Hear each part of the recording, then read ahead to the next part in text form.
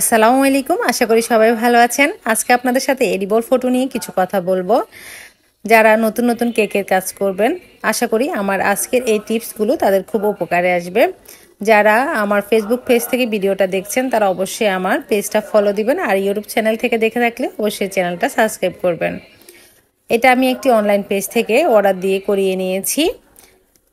এটাতে আমার খরচ পড়েছে 350 টাকা, তবে এর সাথে ডেলিভারি চার্জটা অ্যাড আছে।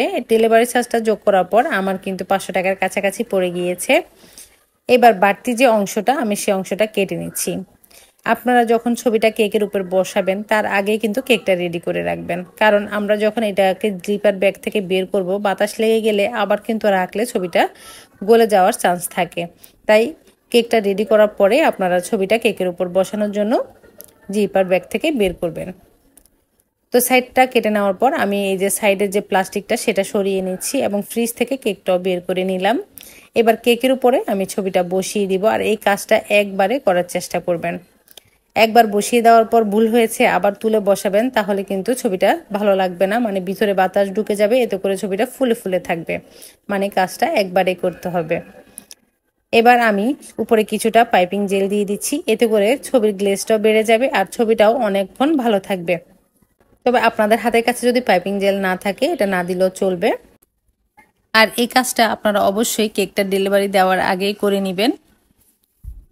কেকটা ডেলিভারি দেওয়ার আগে কেকটা একেবারে রেডি করে ফ্রিজে রেখে দিবেন না।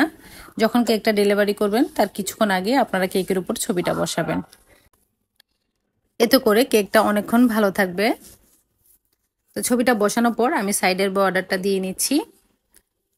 তবে আপনাদের যদি কোনো কারণে ডেলিভারি ম্যান আসতে দেরি হয় তাহলে আপনারা বক্সে ভরে তারপরে কেকটা ফ্রিজে রাখবেন, এতে করে আর ছবিটা নষ্ট হওয়ার চান্স থাকবে না।